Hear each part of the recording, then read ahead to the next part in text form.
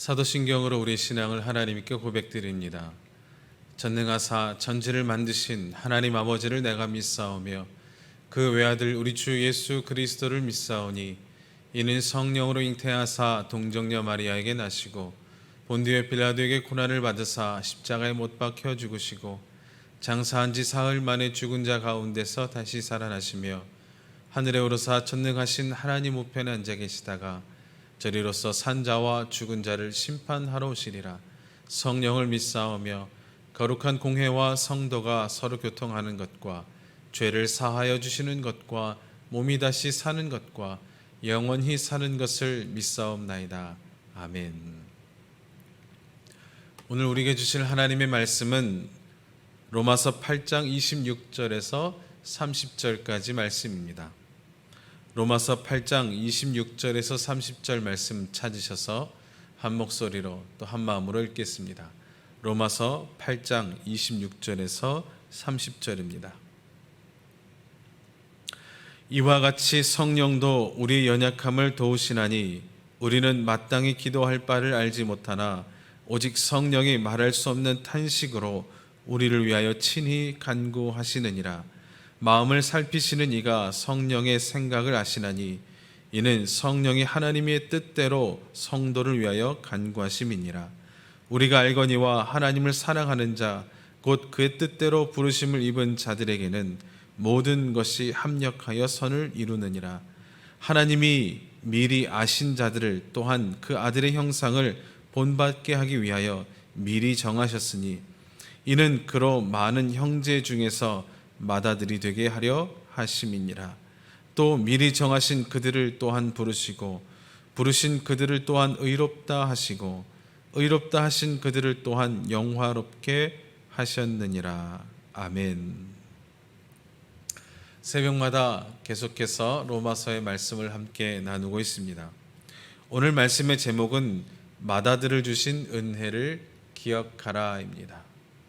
본문을 자세히 살펴보면 이것이 예수 그리스도로 인하여 구원받은 것 자체도 얼마나 큰 은혜인데 구원받은 자의 삶까지도 책임지시는 하나님 아버지의 놀라운 사랑, 그리고 그 삶을 직접적으로 도우시고 역사하시는 보혜사 성령님의 그 은혜가 얼마나 크고 그 사랑이 얼마나 위대한지를 깨닫게 됩니다. 그래서 구원의 서정 9단계를 우리가 보면 소명, 중생, 회심, 믿음, 칭의, 양자, 성화, 견인, 그리고 영화를 볼 때 이 여덟 번째 견인이라고 있습니다. 견인이라고 하는 것은 끌고 가는 것이죠. 영화의 단계까지 하나님의 그 놀라운 사랑과 능력, 그 역사하심을 통하여 끌고 가 주시는 은혜가 있다는 겁니다.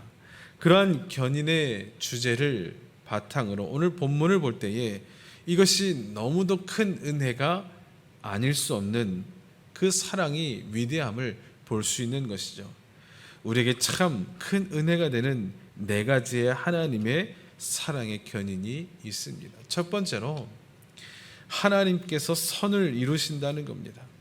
하나님께서 모든 것을 주도하시고 하나님께서 이 모든 역사를 주장하십니다.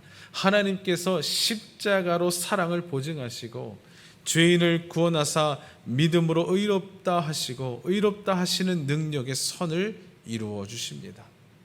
선을 시작하신 하나님께서 선을 완성하십니다. 죄 가운데에서 끌어내어 구원하여 주신 주님이 의인으로 만들어 주십니다. 사도 바울은 때마다 고백하는 것이 있죠. 사도 바울이 늘 고백하며 간증할 때마다 말하는 것이 무엇인가 하면 다메섹 도상 가운데 나를 부르신 하나님, 그때 내게 말씀해 주셨던 예수님의 음성, 그리고 그때 주셨던 사명, 내가 죄인 되었을 때에, 하나님과 원수 되었을 때에, 내가 하나님을 알지도 못했던 그때에 나를 부르신 그 하나님께서 나를 놓지 아니하신다라는 그 고백과 신앙의 간증입니다. 두 번째는 모든 것이 선을 이룬다는 겁니다.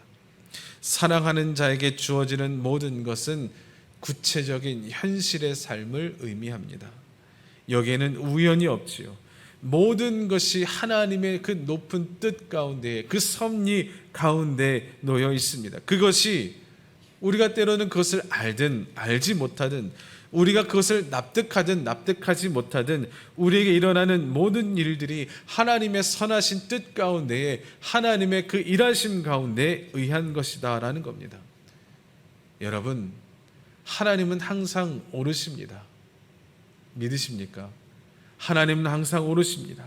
그런데 우리는 이것을 뒤늦게 깨닫고 고백하게 될 때가 얼마나 많은지 모른다는 겁니다. 아니, 하나님은 오르십니다라고 우리가 고백하지만 어떠한 일들을 지나갈 때, 어떤 고난의 일들을 지나갈 때에 하나님은 옳지 않으십니다라는 그 마음에, 내 마음에 그 하나님에 대한 생각이 얼마나 많은지 모른다는 겁니다. 그런데 그 일이 지난 이후에 내가 왜 어려움을 당하고 왜 내게 실패라는 고난 속에 내가 들어갔으며 질병에 시달려야 하고 고통 가운데 있어야 하는지 그 당시에 알지 못하다가 그 뒤에 깨닫게 되는 일들이 참 많다는 겁니다. 욥도 보면 나의 가는 길을 오직 그가 하시나니 그가 나를 단련하신 후에 내가 정금같이 나오리라 하였던 그 욥의 고백이 욥기 1장, 2장, 3장 초반부가 아니라 욥기 23장에서 나온 것을 볼 때에 욥도 처음부터 그 은혜를 깨닫지 못하였다는 겁니다. 그러나 분명하고 변하지 아니하는 것은 하나님께서 이 모든 것을 통하여 선하게 이끌어 주신다는 겁니다. 대신 우리가 주 안에 거할 때라는 것이죠. 세 번째로는 합력하여 선을 이룬다고 말씀합니다. 이것이 단순하게 함께 선을 이룬다라고만 여길 것이 아니라 그 뜻이 너무도 깊다는 겁니다. 왜냐하면 함께 합력하여 합동으로 역사한다라는 것인데, 이것은 엄밀히 말하면 그것이 선한 일이든 악한 일이든 함께 그것이 역사하여서 라는 것을 의미한다는 겁니다. 의인과 악인이 함께 역사하고 성공과 실패가 함께 역사한다는 것을 의미한다는 겁니다. 우리가 예레미야서의 말씀을 함께 나누면서도 하나님께서 바벨론을 들어서 하나님의 그 역사와 경영하심 가운데 사용하셨던 것을 우리는 잘 알고 있습니다. 또 블레셋을 사용하셔서 심판하셨던 것처럼 하나님의 역사 속에서 이 악인도 심판을 쓰임을 받고 있다는 겁니다. 여러분, 혹시 거대한 파도가 휘몰아치는 그러한 바다를 보신 적이 있으십니까? 꼭 지금 이 여름이 지나고 가을이 다가올 때쯤 보면 꼭 태풍이 일어나서 우리 대한민국 한반도를 지나쳐 오긴 합니다. 여름이 시작할 때 장마가 오고, 장마가 끝난 뒤에는 무더운 이 열대야 시간들이 오고 폭염이 오고, 그 폭염이 끝나고 이제 좀 잠잠하고 가을이 될 쯤 되면 꼭 태풍이 오죠. 태풍이 올 때마다 하는 주의보 중에 하나가 이 날씨를 통해 주의해지는 것 중에 하나가 풍랑주의보가 있습니다. 그렇게 풍랑이 일 때 보면 완전히 바다 밑까지 전부 뒤집어 놓을 만큼의 그런 풍랑이 일어나곤 합니다. 그런데 태풍이 지나고 나면 지나가자마자 바다를 보면 어떻습니까? 맑고 투명한 바다가 아니라 마치 흙탕물 같은, 흙탕물은 아니더라 할지라도 맑지는 않은 그러한 상태가 됩니다. 어릴 적에 아버지가 어느 날 갑자기 가자, 아침에 일어나더니 가자라고 하시는 겁니다. 그래서 어딜 가요? 휴가 간다라고 하셔서 갔던 적이 있습니다. 그래서 온 가족이 정말 그날 일어나서 막 챙겨서 맘먹고 강릉으로 휴가를 간 적이 있습니다. 벌써 거의 한 30년 전쯤 되는 것 같습니다. 도착해서 바다 바로 앞에, 정말 바다 바로 앞에 민박집을 잡았어요. 근데 민박집을 잡고 이제 막 정리하고 바다를 가려고 하는데 비가 떨어지기 시작하더니 태풍이 온다는 겁니다. 그래서 며칠을 방 안에서만 계속 이렇습니다. 방 안에서만 계속 놀다가 비가 좀 그쳐서 이제 바다에 나갔는데 그 맑던 바다가 흙탕물 같은 거였습니다. 그래서 그 태풍이, 그 풍랑이 참 원망스러웠던 적이 있습니다. 그래서 늘 보면 바다가 참 고요한 바다가, 잔잔한 바다가 늘 좋다고 생각했는데, 그런데 이런 풍랑이 없으면 물고기에게, 그 물속에 사는 어류 생태계에 좋지 않다는 겁니다.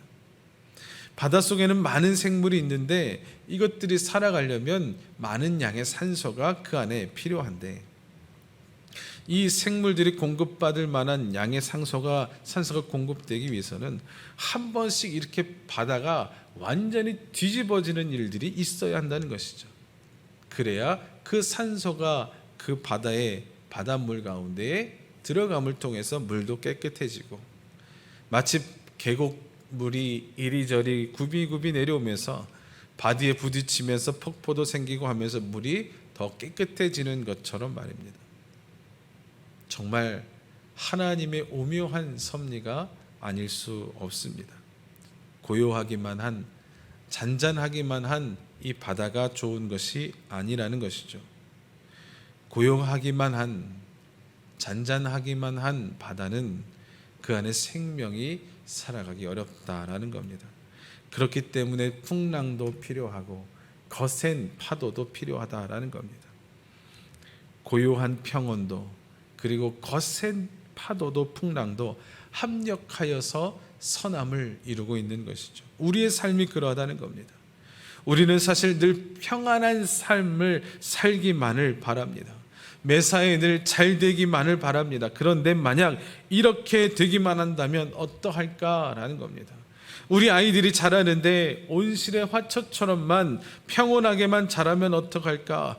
성인이 되었을 때 쉽게 무너지고 포기하게 될 것입니다.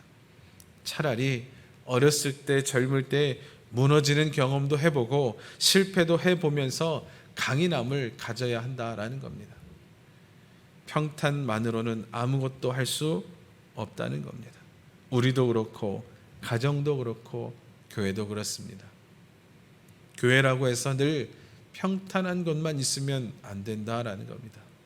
그래서 교회에서도 때로는 아픔도 있고 어려움도 있고 고난도 있어야, 그래야 그 교회가 더 건강하게 세워질 수 있다는 겁니다. 아픔이 생겨서 나쁜 교회가 아니라, 고난이 있어서 그것이 무슨 문제가 있는 교회가 아니라는 겁니다. 사랑하는 성도 여러분, 폭풍과 고요함, 그리고 선과 악이 합력하고 의인과 악인이, 성공과 실패가 함께 하나님의 섬세하신 인도하심 가운데에 합력하여서 선을 이룬다는 것을 잊지 않으시기를 바랍니다.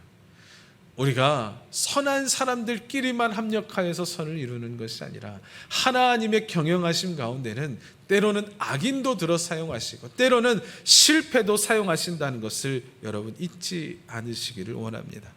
하나님의 이러한 섬세하신 인도하심 가운데 모든 것이 합력하여서 우리는 하나님의 그 견인하시는 사랑, 그 은혜로 이끄셔서 30절에 바울이 고백하는 것과 같이 영화롭게 하신다, 영화의 단계까지 우리를 이끌어 주신다라고 하는 겁니다. 영화는 최종적인 구원의 완성을 의미합니다. 죄인을 부르셨습니다. 죄인을 부르셔서 구원하셨습니다. 자녀다운, 하나님의 자녀다운 삶을 살도록 도우시고 인도하셔서, 견인하셔서 붙잡고 끝까지 이끌어 가시는 그 은혜를 통하여 결국 천국의 그 영화로운 자리에까지 이끄시는 하나님의 그 놀라운 사랑에 감사하는 이 하루가 될 수 있기를, 또 이 한 주가 될 수 있기를 주님의 이름으로 축원드립니다. 기도하겠습니다. 하나님 아버지, 감사합니다. 주님께서 이 이끄시는 놀라운 은혜 이끌어 주셔서 우리를 영화의 단계까지 견인하여 주시는 놀라운 은혜와 사랑을 바라봅니다. 그 가운데 합력하여 선을 이룬다는 것, 나는 선한 자들끼리만, 믿는 자들끼리만, 그리스도인들끼리만 합력하여 선을 이루는 줄 알았는데, 하나님의 그 경영하심과 합력하여 선을 이루는 가운데는 때로는 성공과 실패가, 의인과 악인이, 때로는 어려움과 고난들도 그 가운데 함께함을 주님 새롭게 깨닫습니다. 주님, 이 은혜 가운데 우리를 이끄시는 것 보고 경험하고 감사하게 하여 주시고, 오직 주님만을 바라보는 저희의 삶이 될 수 있도록 역사하여 주시옵소서. 감사하며 예수님의 이름으로 기도드립니다. 아멘. 하늘에 계신 우리 아버지여, 이름이 거룩히 여김을 받으시오며 나라의 임하옵시며 뜻이 하늘에서 이룬 것 같이 땅에서도 이루어지이다. 오늘날 우리에게 일용할 양식을 주옵시고, 우리가 우리에게 죄 지은 자를 사하여 준 것 같이 우리 죄를 사하여 주옵시고, 우리를 시험에 들게 하지 마옵시고 다만 악에서 구하옵소서.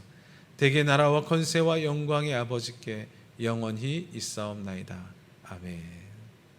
자유롭게 기도하실 때 교회를 위해서, 또 나라와 민족을 위해서, 지금도 아파하는 세계 곳곳에 주님의 긍휼하심을 기다리고 있는 자들을 위해서 함께 기도해 주시기를 원합니다. 기도하겠습니다.